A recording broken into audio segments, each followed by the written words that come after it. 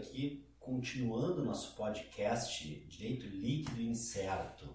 Estou aqui eu, Sandro Moraes, mais uma vez. Estou aqui com o Sérgio Gillet. Olá! Com o Alisson Capelari.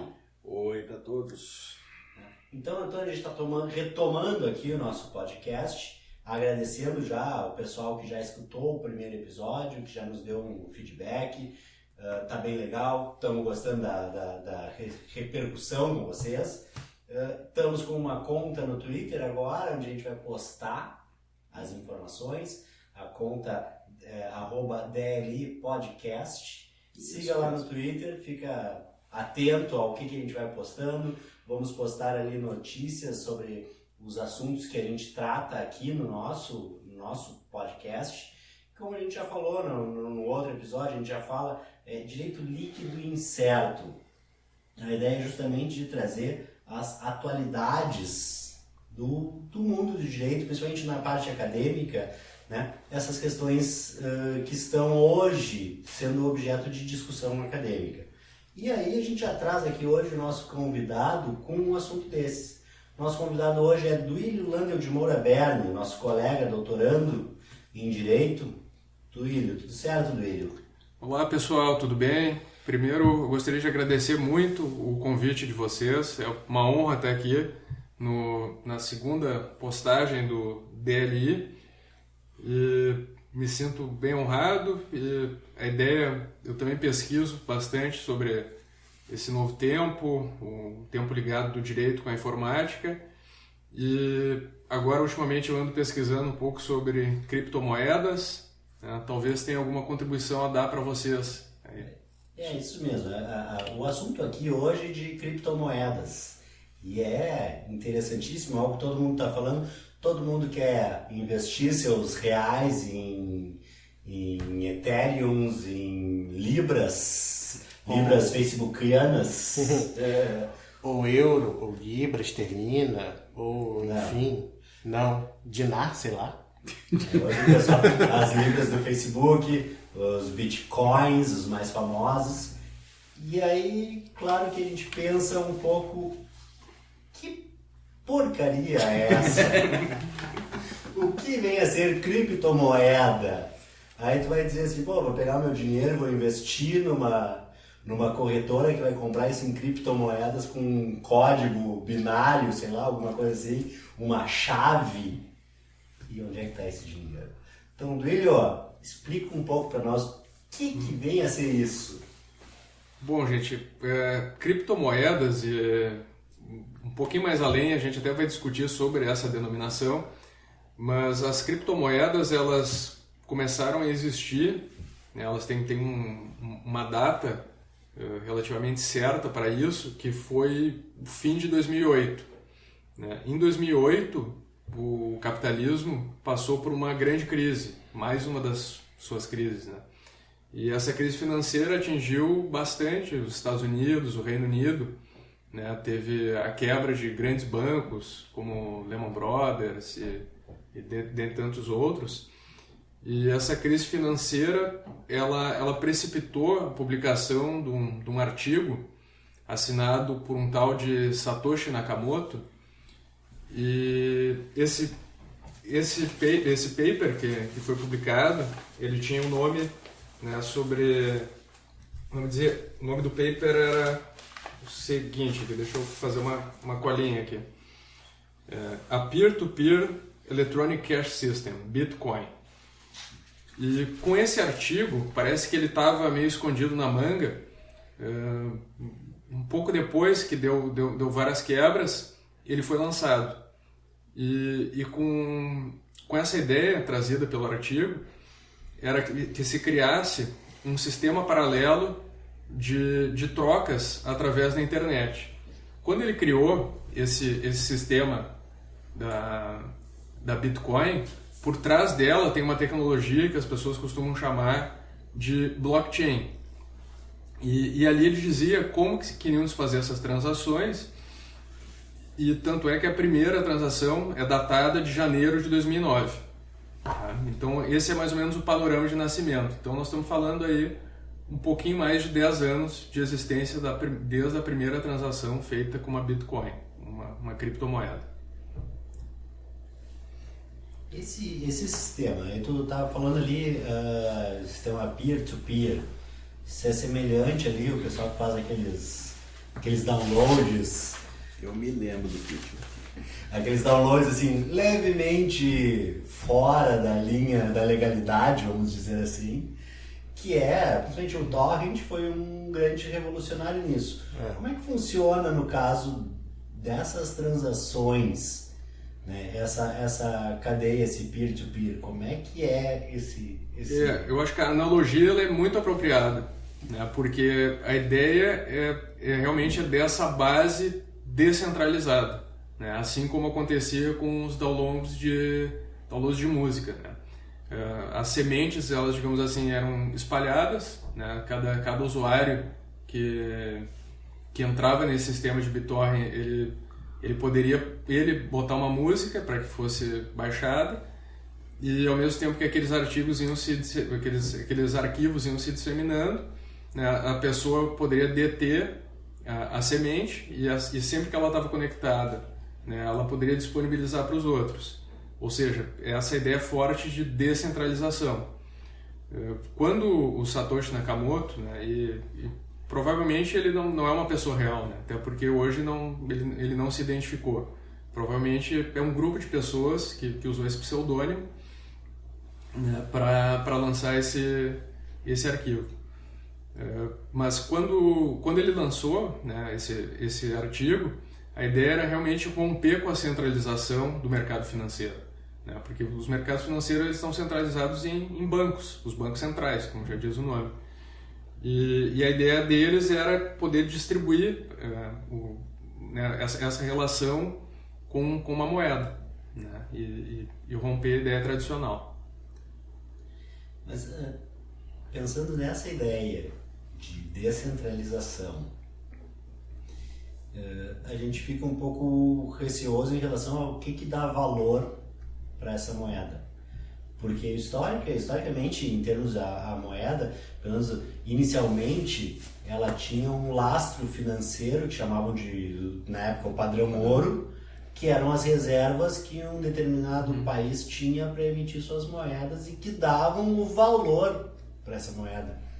No caso do Bitcoin, sendo descentralizado, o que dá valor para ela? Como é que se avalia o valor da moeda sem uma base, sem uma coisa concreta de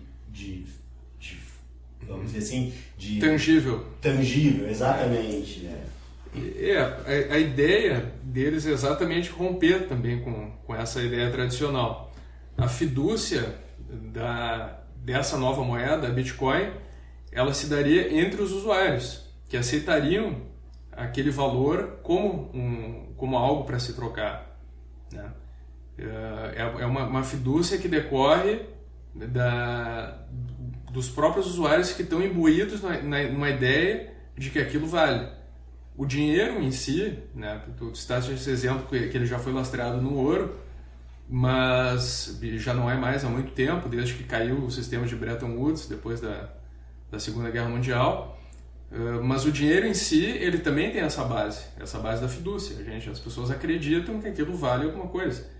E em períodos de mais ou menor inflação, essa fidúcia ela vai se corroendo. Num período de grande inflação, é exatamente uma demonstração de que essa credibilidade que aquela moeda tem vai diminuindo. E a proposta dos criadores da Bitcoin, que é baseada na tecnologia blockchain, logo falo um pouquinho mais sobre ela, era de que os usuários da internet quando conseguissem acreditar essa fidúcia a esse instrumento de transação, né? E por isso que se imagina que quando ela foi criada, e muitos dos idealizadores dela eram, digamos assim, pessoas que partiam de uma ideologia de criptoanarquia, ou também eles eram chamados de cypherpunks. Era um movimento bastante contra a cultura e rompimento com as instituições tradicionais. né? Mas ainda sobre a tecnologia que ela é baseada, que é a blockchain, e que tem inúmeras outras aplicações, não só para as criptomoedas, elas pode-se pensar utilizar essa tecnologia na administração pública, para contratos administrativos, para realização de licitações, né? Tem várias aplicações, ela seria mais ou menos isso, né? Se cria uma cadeia de blocos de dados, numa estrutura na qual a informação contida se agrupa em outros conjuntos, aos quais vai se adicionando meta-informação relativa a outro bloco da cadeia anterior, em uma linha temporal precisa, gerando uma marca temporal, de uma maneira que, graças a técnicas criptográficas, a informação contida em um bloco somente poderia ser cancelada se apagasse todos os blocos anteriores, né? Então, na medida em que ela vai sendo disseminada, fica tecnicamente impossível se apagar todos eles. Por isso que se coloca essa ideia de ser imutável, né? E a partir dessa ideia da imutabilidade daqueles dados contidos é que se começa a construir uma ideia de confiança em cima dessa tecnologia. Certo. E Eduílio, me diz uma coisa. Então, a tecnologia do blockchain, do que eu conheço, essa disseminação é como se ela criasse cópias de segurança em cada pessoa para quem chega. Exatamente. E isso também criaria a ideia de segurança. E aí, ok, tá, essa parte é compreensível, pelo menos para mim. Mas uma coisa que me intriga no Bitcoin, na criptomoeda, é como é que funciona essa ideia de mineração. Como é que eu minero criptomoeda? É como se eu estivesse minerando ouro, prata, essas coisas? Como é que essa moeda... Basicamente parece que eu estou, na verdade, indo atrás de novos criptoativos, novas criptomoedas, ou aumentando o valor delas. É isso ou eu tô... Isso me lembra Minecraft. Acho que tem a ver, sim. A ideia, eu acho que a ideia inicial, e por isso que é uma ideia que é brilhante, né? É uma ideia que está movimentando hoje bilhões de dólares, não é exagero dizer isso. Uhum. Né? Mas essa ideia original do paper esse que eu falei para vocês, que foi publicado em 2008, ela parte de uma expressão que os próprios americanos usam bastante, que é something from nothing. Eles partem de algo do nada. E tá aí talvez a mágica do que é feito, né? Mas essa mineração, ela é feita através de blocos, né? de informações, de bits, né? Porque o bits a gente sabe que pode ter unidade ligado ou desligado. Uhum. Né?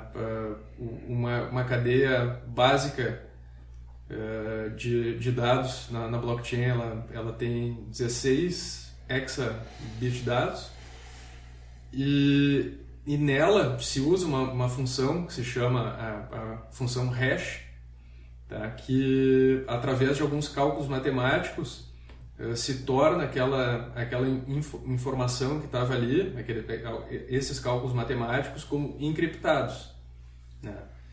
E a partir daí um sujeito que era um usuário 1, ele vai transferir essa criptomoeda para um usuário 2, né? Esse que foi o sujeito que minerou ela, né?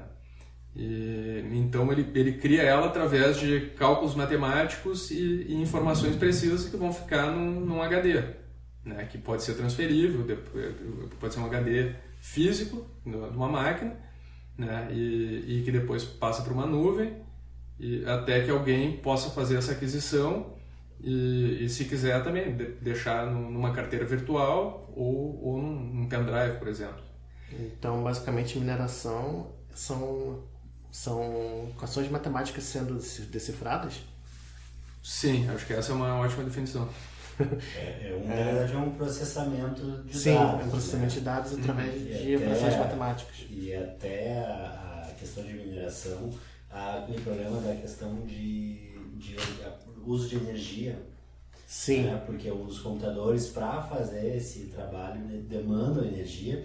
E aí é justamente, acho que uma das pontas em relação ao valor. O quanto vale esse trabalho do computador para minerar e criar um Bitcoin em relação ao quanto vale efetivamente o Bitcoin, quanto se gasta numa operação de mineração para se obter um Bitcoin. Sim, não, fora os próprios insumos para construir o computador que vai minerar. Sim. Então E a gente está falando de processamento em larga escala, né? Precisando de dados isso. com bastante, até mudando um pouco aqui, fugindo, mas eu estava vendo uma cidade que a energia elétrica era muito barata, em função de uma hidrelétrica que possuía na cidade, de modo que a energia era subvencionada pela instalação de energia da hidrelétrica. E aí várias operações de mineração de Bitcoin foram instaladas na cidade, porque a energia elétrica custava pouco. É uma dessas dos efeitos colaterais, efeitos diversos em relação à própria atividade econômica. Para mim parece como se, nesse caso, né, até comparando com o papel moeda ou a moeda metal, 1 centavo deixou de ser produzido porque estava ficando muito caro. Sim. Não muito para produzir a moeda de 1 centavo. Mas estava muito, então. A própria moeda de R$1, ela não custa exatamente R$1, né? Ela custa um pouquinho mais, um pouquinho menos, não sei precisar, mas produzir o papel moeda, seja cédula, seja moeda de metal, custa dinheiro. Ou seja, custa dinheiro produzir dinheiro. E nesse ponto, seria a mesma coisa, ou seja, procurar um material mais barato. Vou fazer papel moeda com umas tecnologias mais caras para conferir a autenticidade, o papel moeda em si, e aí de repente descobre uma nova tecnologia que barateia a autenticidade do papel moeda. E aí no caso da criptomoeda, não, vamos então fazer uns supercomputadores com materiais mais baratos, porque a gente desenvolveu tecnologia para isso, vamos colocar então esses supercomputadores que estão minerando criptomoeda em lugares onde a energia é bem barata e assim em diante. Consigo fazer essa analogia, sei lá. Ou não, será que eu estou falando besteira? Para variar. É possível, é bem possível. Eu acho que... Qual é? Brincadeira. Em relação às bitcoins, né, a organização, né, que idealizou ela ali tem as orientações precisas do ponto de vista tecnológico de como fazer essa mineração, né, e não é nada corriqueiro, né? A gente pode procurar na internet e ver a cifra da Bitcoin Genesis, que é aquela primeira Bitcoin que foi transmitida, isso lá em 2009. Né? São números e algumas letras também, até certo ponto, quase ininteligíveis, né? E decorrentes desse tipo de cálculo. Mas ali tem a orientação de como se fazer isso. Na medida em que vai aumentando o número e vai se agregando cada vez mais transações, o cálculo vai ficando mais complexo mesmo, né? E realmente quem está interessado em fazer isso tem que se especializar, tem que ter, né, instrumentos tecnológicos avançados para fazê-lo. A primeira transação, inclusive, né, para quem tiver curiosidade, se botar no Google ali, Bitcoin Genesis, vai ter acesso a ela. A primeira transação ela foi marcada no tempo, do dia em que ela foi feita, com uma manchete do jornal Times, jornal britânico, né, que foi do dia 3 de janeiro de 2009. E a manchete do jornal era Chancellor on brink of a second bailout of banks. E isso estava se referindo ao chanceler britânico, que ele estava à beira de fazer um segundo resgate financeiro para os bancos. O chanceler, se eu não me engano, acho que era Gordon Brown na época, né? O que também, de certa forma, reforça essa ideia de contracultura e romper com o sistema, pois na própria primeira já vinha uma notícia, já vinha uma mensagem, né, que depois se verificou a transação, que era para romper com essa ideia do mercado de capital tradicional, né? Lílio, então me diz uma coisa, assim, a gente está falando de uma transação virtual aí, isso é semelhante àquela operação que eu faço, que eu tenho dinheiro no banco, eu uso o cartão lá e pago com o cartão, é o mesmo tipo de transação? Não, na verdade não, essa é uma pergunta bem importante para a gente fazer uma diferenciação. né? A gente poderia pensar numa ideia de diferença de classificação, né? Que seriam, primeiro, pegar uma moeda eletrônica, tá? Essa moeda eletrônica ela tem um conceito que é dado pela própria lei, né? Tem a Lei 12.865 de 2013 aqui no Brasil, e a moeda eletrônica ela é equiparada à moeda em papel, né? Moeda eletrônica é a mesma coisa do que real no Brasil, né? E essa que é a transação que se faz com cartão de crédito, ou quando se vai, né, fazer uma transferência. Quando eu compro a minha cerveja lá, passo o cartão de débito lá. Exatamente. Aí tu está usando a tua moeda eletrônica. Por outro lado, né, bifurcando entre a moeda eletrônica, tem a moeda virtual, ou melhor, as moedas virtuais, né, que por sua vez ainda elas podem ser divididas entre moedas virtuais não conversíveis, ou também chamadas fechadas, e moedas virtuais conversíveis, chamadas de moedas abertas. Moedas virtuais não conversíveis, o exemplo mais típico, são moedas que são usadas em jogos de videogame, né? Tu entra naquele mundo virtual daquele jogo. No Second Life. Poderia ser. Eu sei bem o que é isso. Tem o Warcraft também, é um jogo que tem um comércio disso. E se usa só ali. E não se pode tirar aquela moeda dali para fazer uma aquisição em qualquer lugar, né? Ela vale ali dentro. Já as conversíveis, né, e aí que se cria realmente o mercado forte das criptomoedas, são aquelas que podem ser, ou melhor, se pode usar uma moeda nacional para comprá-las, né? Elas começam a jogar entre esse mundo, digamos assim, o mundo das moedas nacionais e o mundo dessa moeda virtual.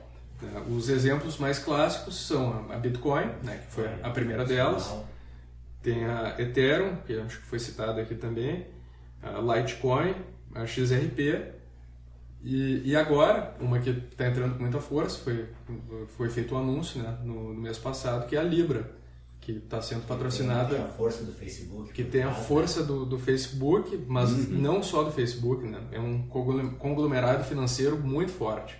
Tem marcas como Visa, Mastercard, Uber, PayPal, Vodafone. São, digamos, os chamados grandes players do mercado mundial que estão se interessando em entrar nisso, né? E aí a gente tem um outro elemento, né? Melhor tempo, se agrega mais um elemento em relação a Bitcoin, que é a da fidúcia, né? Porque a Bitcoin, como eu falei anteriormente, ela partia de uma ideia de fidúcia entre parceiros, né? E agora essa nova moeda, a Libra, claro que se quer a fidúcia entre os parceiros, mas entram corporações muito fortes dizendo, não, nós chancelamos essa fidúcia, né? Porque nós somos já... Ao invés do Estado, uma grande empresa, uma multinacional. Exatamente. E aí também a gente começa, pode também pensar quase que uma virada naquele início que teve do nascimento das criptomoedas, né? Porque era um movimento de anarco-criptografia, revolucionário, contra a cultura. E agora está se vendendo ao sistema. E agora, não chegaria provavelmente a dizer que está se vendendo, mas o próprio capitalismo se apropria dessa ideia e começa a usar ela. E aí a gente pode começar até a pensar em algo como um anarcocapitalismo, né, em que empresas vão tirar do Estado Nacional esse poder da moeda. Como é que fica o papel do Estado nessa coisa toda? Qual o papel do Estado? Como é que se regula isso? A gente sabe que o próprio capitalismo hoje, globalizado, o Estado já perdeu o espaço em relação a grandes empresas. Mas ainda tinha uma reserva, pelo menos na moeda, e agora nem isso, talvez? A regulação, ela parte de uma dificuldade inicial, que é o próprio nascimento da criptomoeda, como nós falamos aqui, a questão da mineração, né? Não é algo propriamente corriqueiro e simples, e por outro lado é algo que se dá de uma maneira sem fronteiras, se dá na nuvem, como a gente chama, né? Se dá em servidores que podem estar alocados em vários países do mundo. Aí está o servidor lá na França, o computador que está fazendo o processamento está na Espanha, a pessoa que está comandando a operação está no Brasil. Exatamente. Como regular isso? E fica praticamente impossível de monitorar quando está nascendo aquela criptomoeda, o momento de nascimento dela, para pensar, por exemplo, numa tributação ou algo do gênero. Fica quase impossível, pelo menos essa questão do nascimento dela. Então, a questão da regulação é difícil. Então, se por um lado a gente começa até a descartar um controle do início dessa criptomoeda, porque ela também ela não é propriamente um produto industrializado, né? Ela é algo intangível. E certamente não... Na verdade, ela tem um valor pelo que se aceita. Exatamente. Com certeza. Mas então a gente pensa assim, bom, mas então vamos tentar dar uma regulação através das transações que são feitas, né? Hoje em dia, pelo menos aqui no nosso país, a única maneira de ter algum controle que tá se propondo pelo Estado Nacional Brasileiro, né, é a pessoa fazer uma declaração de renda, né, no imposto de renda de que... Declarar quantos bitcoins, quantos ethereums tem. Exatamente, e na verdade a renda ela vai surgir no momento em que for feita o comércio posterior dessa bitcoin, se a pessoa obteve, né? Mas isso por declaração. Isso sempre por declaração. Não há como fiscalizar o que a pessoa tem rastreamento ou não tem. A dúvida que fica que eu trago sempre é como é que é feita a escrituração contábil disso, né? Porque uma declaração de imposto de renda tu pressupõe uma sucessão de débitos e créditos, né? Tu declara que tu recebeu de uma fonte, e tu declara que tu gastou para uma determinada finalidade. Por mais que a pessoa, com esse negócio do Bitcoin, das moedas virtuais, tenha adquirido através de uma corretora, a corretora vai ter que fazer a declaração da onde que tirou, certo? E da onde que tirou vai ter que fazer uma declaração e vai chegar num ponto que não vai se ter. Se vai cair, não vai. Certo? Essa é uma das dúvidas que eu tenho E é o que falo bastante em relação à possibilidade de lavagem de dinheiro e de esconder ativos através dessas criptomoedas, né? Porque elas não têm uma circulação. Sim, e ela não está ligada a um CPF, né? Ela não está ligada a uma pessoa específica, ela está ligada a um usuário, né? Que pode ser um codinome ou o que seja, né? Essa é uma dificuldade tremenda. Mas é que tá, será que o Estado não poderia entrar nessa cadeia do blockchain que fundamenta o Bitcoin, o Ethereum, enfim, a criptomoeda em si, para monitoramento, desculpa? Porque, na verdade, a cadeia de blockchain vai acumular todas as transações feitas, todas as transferências. Sim. Mas ela não é necessariamente identificada, né? Tu tem a cadeia de transferência, mas entre usuários, como ele falou, é vinculado ao usuário. Sim. Que muitas vezes é um codinome, um nick, que não aparece, né? De repente o Estado pode monitorar através de um nick. Estado com 0 no final. Mas eu acho que o Estado não conseguiria 4D0. Eu acredito que o Estado não conseguiria estar presente em todas as transações que são feitas, pois, né, elas acontecem, pelo que se tem notícia, elas acontecem aos milhares, né? Para vocês terem uma noção, né, hoje se estima que o mercado só das bitcoins é um mercado de 40 bilhões de dólares. Né? É um mercado que em 2018 cresceu muito, ele chegou a ser estimado em 100 bilhões de dólares. Né? Na época que as bitcoins foram super valorizadas, chegou a ser transacionado uma bitcoin por 20 mil dólares. Né?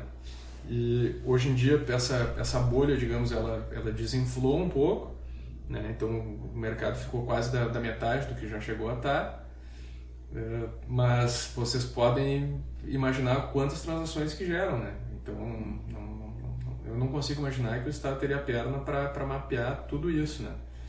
Hoje em dia a alternativa é essa, né? Mas isso já nos remete a uma pergunta que qual seria a natureza jurídica das criptomoedas, né?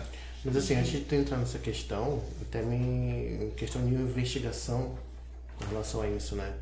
Tá, o Estado ele vai entrar porque ele está vendo suspeitas, ele vai precisar de um mandado judicial para começar a entrar, enfim, né? São questões que fogem daqui, só me surgiram agora. Agora, como é que se prova essas coisas, né? A gente entra em questões de como é que se faria a penhora de uma criptomoeda. Como é que se faria... Ordem de bloqueio de blockchain. Uma ordem de bloqueio de blockchain. Tudo isso já é para a área processual, né? E puxando um pouquinho é que o Estado, ele não vai poder entrar em algo que ele não conhece, que ele nem sabe que existe. Então, a gente volta. Como é que é feito o armazenamento, só retornando um pouquinho, né? O armazenamento das criptomoedas. Especificamente, vamos falar da Bitcoin, a primeira delas. Ela poderia ser armazenada online, numa nuvem, que vai estar num servidor, ou offline, que é quem costuma fazer negociações com elas chama de cold storage, que seria... Um HD. Um HD, no pendrive. Eu guardar ela de maneira fria, né? Seria isso. Exatamente, fica num HD ou num pendrive, né? Um cartão eletrônico também feito para isso. Poxa, se no momento que ela saiu da rede e entrou dentro do pendrive, como que o Estado vai entrar naquele pendrive? Gente, também entendo isso. Sim. Não, me parece que há uma impossibilidade nesse sentido, né? O meu pensamento é simplista. A partir do momento que causar interesse das grandes corporações até em fiscalizar, na fiscalização e no controle disso, aí vai se dar um jeito. É possível. Por enquanto não tem interesse, não tem Ele problema. começou a falar ali de natureza jurídica. Como é que a gente coloca isso aí? Exatamente esse ponto. Qual é a natureza jurídica? O que é, juridicamente falando, a criptomoeda? Né? Como é que a gente pode conceituar isso e qual a implicação disso? Tem alguns questionamentos foram feitos, né, do que ela seria. Né, primeiro de tudo, se ela é realmente uma moeda, né, como a gente falou no início aqui do podcast. Será que ela é uma moeda? Se costuma falar que é uma moeda, pois ela tem algumas características, não sempre todas concomitantes, das moedas. Né? Que ela é um meio de troca, uma unidade de conta e também uma reserva de valor. Né? Elas serviriam para tudo isso.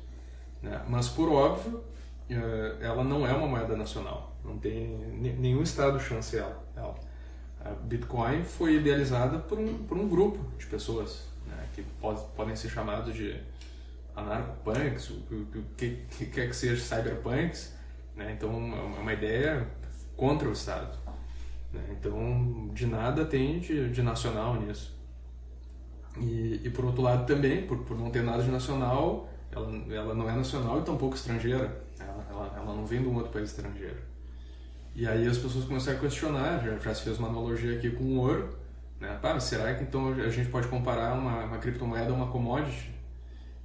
Eu acredito que não, pois a natureza jurídica da commodity é ter uma tangibilidade. Ela está ligada ao ouro, está ligada ao algodão, está ligada a um bem tangível. Um bem que tu vê ali, que tu palpável. Tantas sacas, tantos quilos ou coisa desse tipo. A não ser que tu coloque no microscópio eletrônico e veja os elétrons.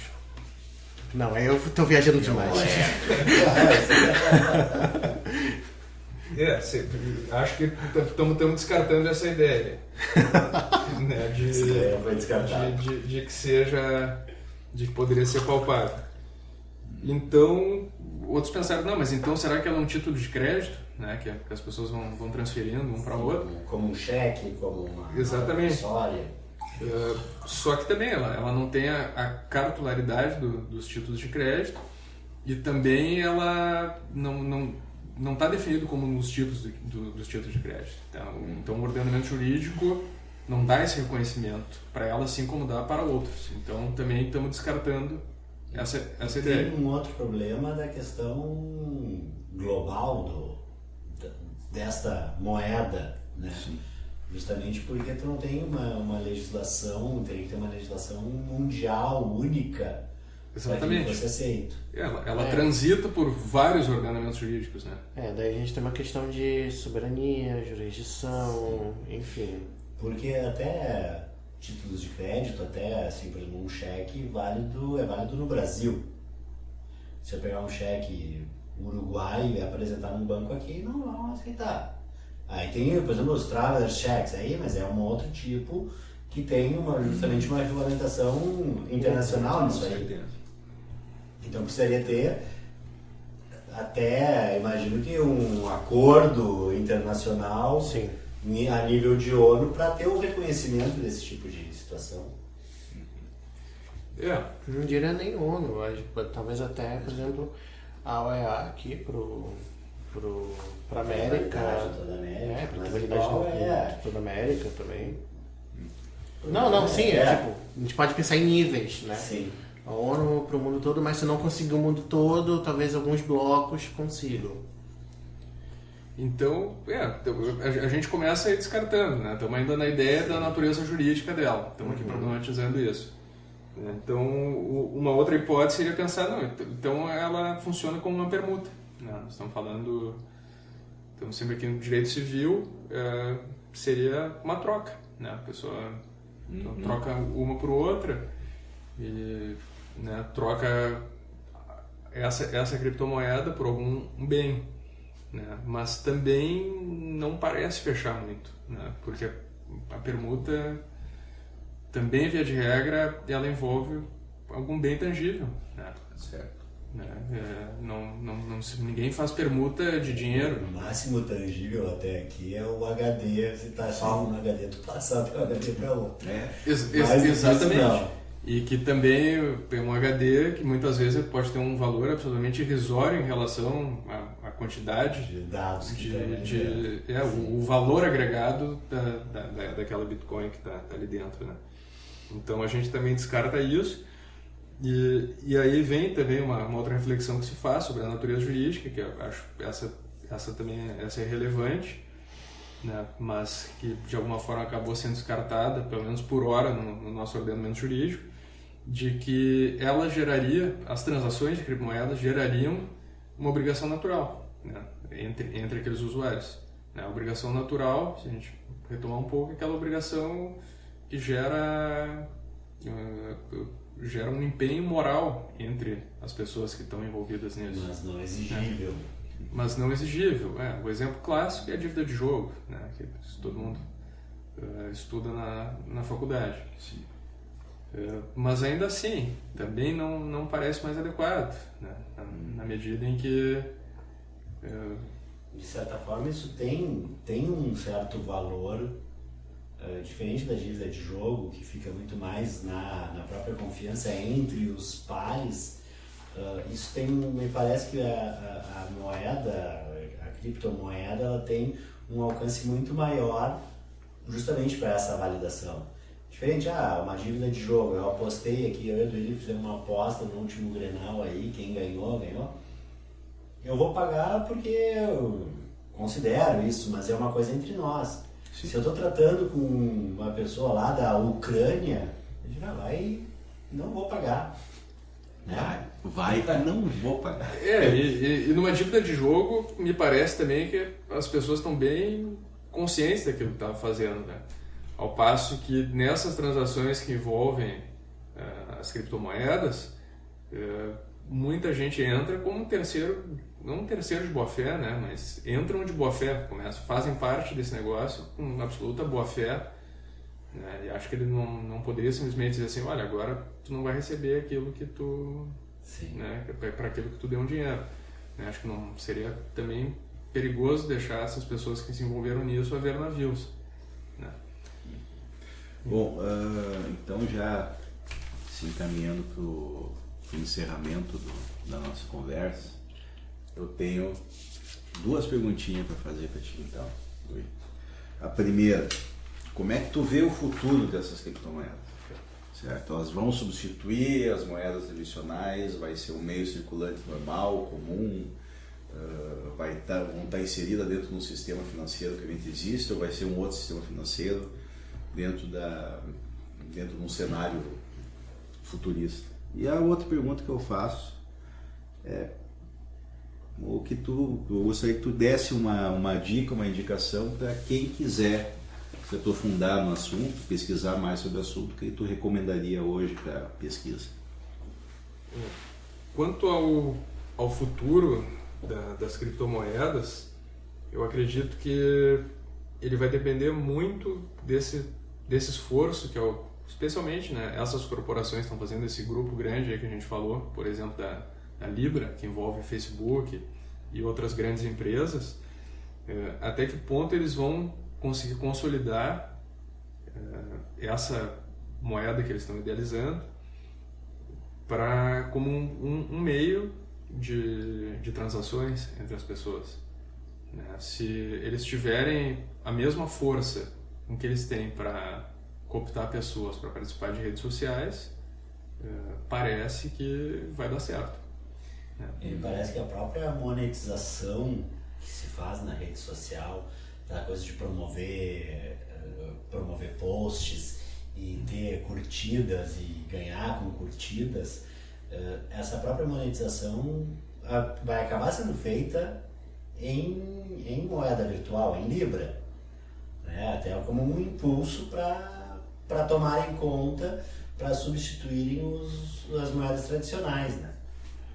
Essa é uma reflexão bem pertinente, né? E aí, até agora, em certo ponto, pode ser até um pouco assustador, né? Porque se as pessoas têm estímulo com curtidas que não valem nada, imagina quando essas curtidas começarem a valer alguma coisa. Né? O YouTube é um exemplo que trabalha com monetização de conteúdo a partir de curtidas e de visualizações. E é a mesma coisa, e pelo outro lado, a pessoa que faz o vídeo lá também promove, paga para botar o seu resultado, o seu vídeo entre as sugestões. Né? Essa é a monetização que está se vendo hoje em rede social.